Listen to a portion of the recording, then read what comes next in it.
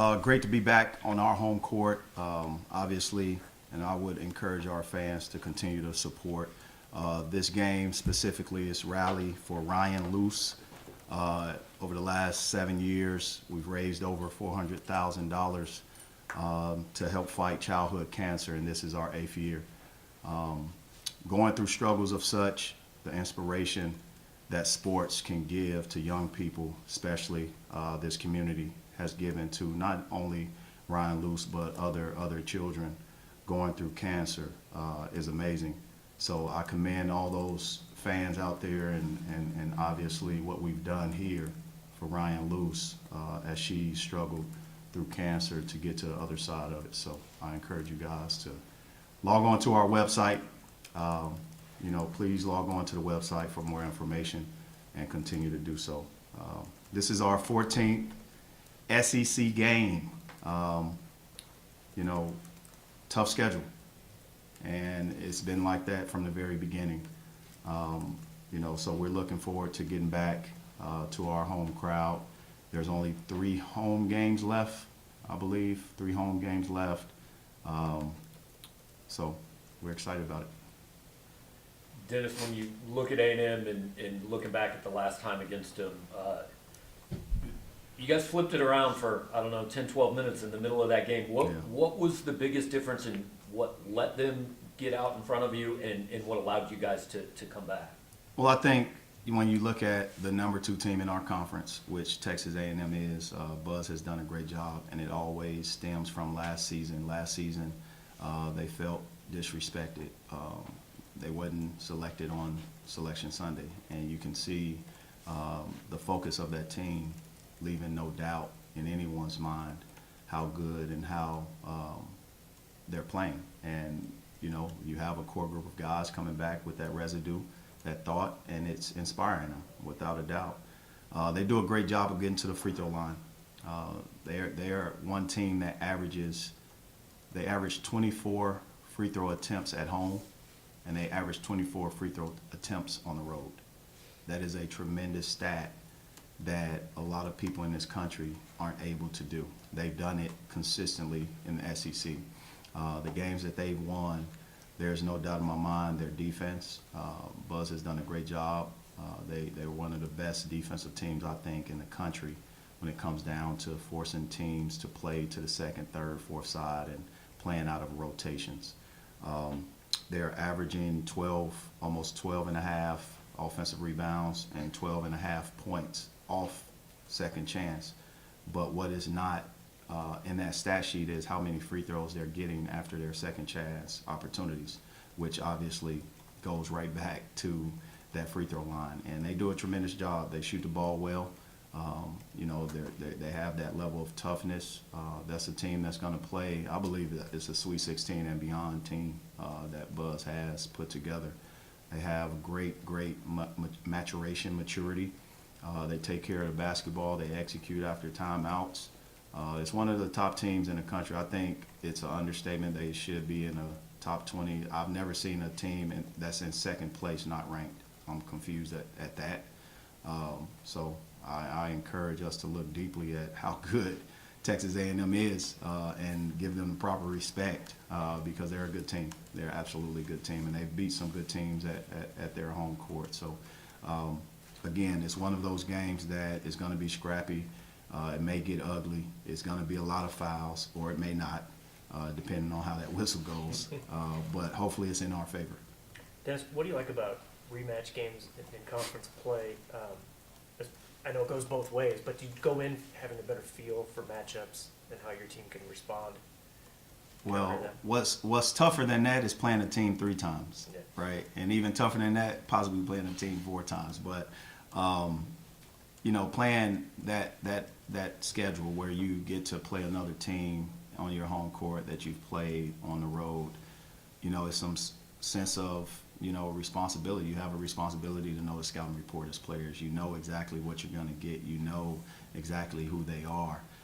So it's no secrets from both programs. I think Buzz has done a great job tremendously, these last couple games that they've had, but also just being able to will themselves to wins late in the game as well, no matter what that score is. Arkansas had a good lead on them, and they were able to come away with a victory. So that's a sign of maturation, like I said before. Dennis, as you guys got back here and were able to debrief from the weekend, just what were some of the biggest changes you saw from Saturday to Tuesday and how you guys played? Well, Saturday to Tuesday, I have amnesia. I don't remember Tuesday. But I remember Saturday. I don't remember Tuesday for some reason. Some odd reason, I don't remember Tuesday. When you look at this conference, I think debriefing from those two games, we turned the ball over early, and Auburn was able to create offensive opportunities. And whether it's get to the foul line or have their 25% three-point shooters shoot over 50%, I think they were able to get a game that was really, really, really, really important to them, and we didn't respond the right way, without a doubt.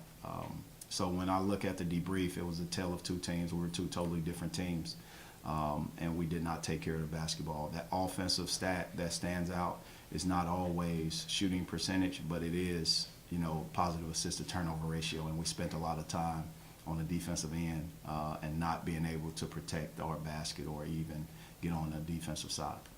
In all seriousness, when you talk about having amnesia, I mean, there are some coaches that will come out of a game like that and just, hey, let's burn the tape, bury the tape, whatever. Do you treat coming off a game like Tuesday night any differently, or is it the same process of let's look at this every bit as much as we would have looked at the one at Tennessee?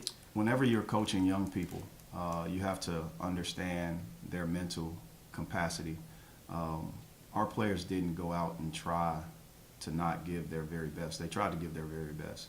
And it's just a tale of the game. I thought we were a step slow. I thought after watching it about 5 times, I watched the game over 5 times myself.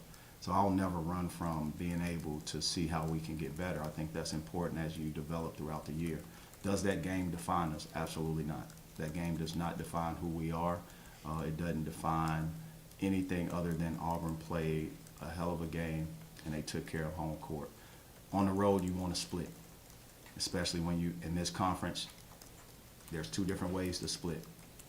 We could have lost to Tennessee, won at Auburn, or won at Tennessee, lost at Auburn. I think we all know which one is better to do.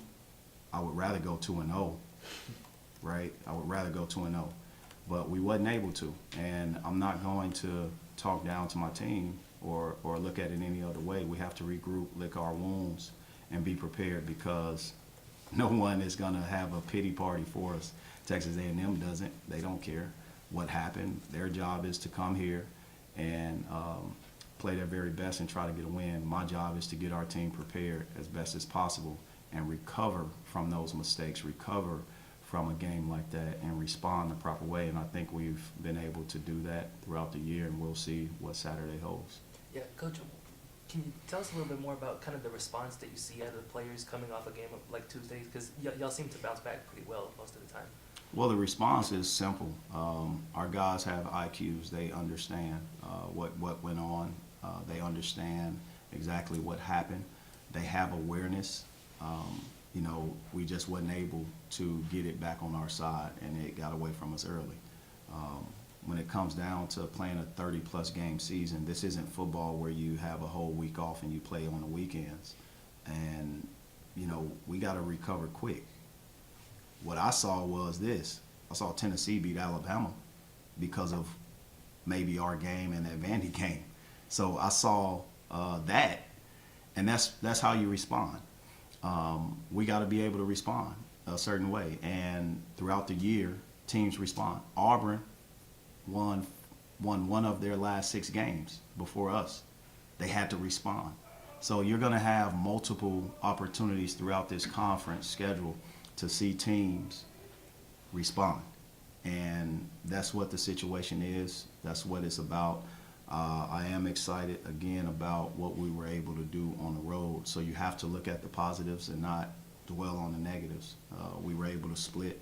Now it's time to come back home in our last 5 games, right? We got 5 games left, roughly? 5? Okay. 5 games, only 3 at home, 2 on the road. We have to be able in this conference, if you want to compete at the level that we want to compete at, you have to be able to take care of home court. Texas A&M is a number 2 team. They're playing for a conference championship and a number 1 seed in the tournament. That's what they're playing for. They're playing for an NCAA seed. That's what they're playing for. And we recognize that. So my job is to keep everything in perspective and make sure that our guys are prepared to play. Gates, congratulations on being named for the 2023 Warner Ladder Naismith Men's Basketball Coach of the Year. How does that make you feel? Say that again? Congratulations on being nominated for the Warner Ladder Naismith Men's Basketball Coach of the Year. You are one of 15 people who are nominated Wow. for this year. Did you not know this? No. Congratulations. We've been in practice. I came from practice right here. I appreciate you letting me know that. And that's an honor that I share with our staff, right? That's not possible without our staff. That's not possible without our fan base. That's not possible without our players. So any kind of recognition on our team, it may bear the name of one person, but I share it with many. That award, I share it with the former coaches that coached here. Obviously, Norm Stewart, Quinn Snyder, Kim Anderson, Frank Have, Mike Anderson, Konzo. That's an outstanding honor because it bears the name of Mizzou, right? I think we're all proud of that. Maybe before the season, no one knew who I was, and that's okay. But they've opened their arms and hugged me, hugged my family, and welcomed us as if, you know, we're their best friends. So I share that with our entire community. I appreciate you sharing that with me. That's outstanding honor. But again, that wasn't on my goals. My goal is to win a championship, but it's an outstanding honor. I would say that, to say the least. Go for one last question. Coach. Dennis, you mentioned at the beginning the Rally for Ryan game and all that. And I'm just curious, between that, which, by the way, I don't think Missouri's lost one of these games before, and then with Coach Stewart starting Coaches versus Cancer, it's been a thing that's been around here. Just your thoughts on the platform that you guys have to kind of do things off the basketball court and how you try to do that. Well, we have 3 C's in our program. We want to be champions in the classroom, on the court, and in the community. As a community, I think, you know, when you look at what this game does, you look at, you know, the significance of it. You look at Coaches versus Cancer, or even in this case, Rally for Ryan. Brad Luce and his family have been through a lot, and he's a former assistant coach here, and obviously he's an employee here in our athletic department. He works his behind off, but you never want to see your family go through something. So I think we collectively have wrapped our arms around his wife, and all their children, but also specifically around Ryan, and to be able to continue to raise awareness is important, and using our platform in the way that we use it. Community service is important for me as I coach. I'm not here alone. I'm here because someone gave their time, their talents, their treasures to pour into a young man from Chicago to see that his dream come true. I hadn't gone through anything medically like that, but I have friends that have. I have family members that have. I have mentors that have. So for me, I have to continue to give back how I can. We all know Norm's situation, going through what he went through in the past, and how it hit our logo. We've had former students, former student athletes in this program stricken by cancer. So I want to continue to raise awareness because it's a battle that isn't going anywhere, and it's important that we all rally behind and give to other people. What's your question, man? I know you want to. I'm Coach Nick Honor. You know, he's one of 2 players to start every game, and I believe he's played the most minutes on the team.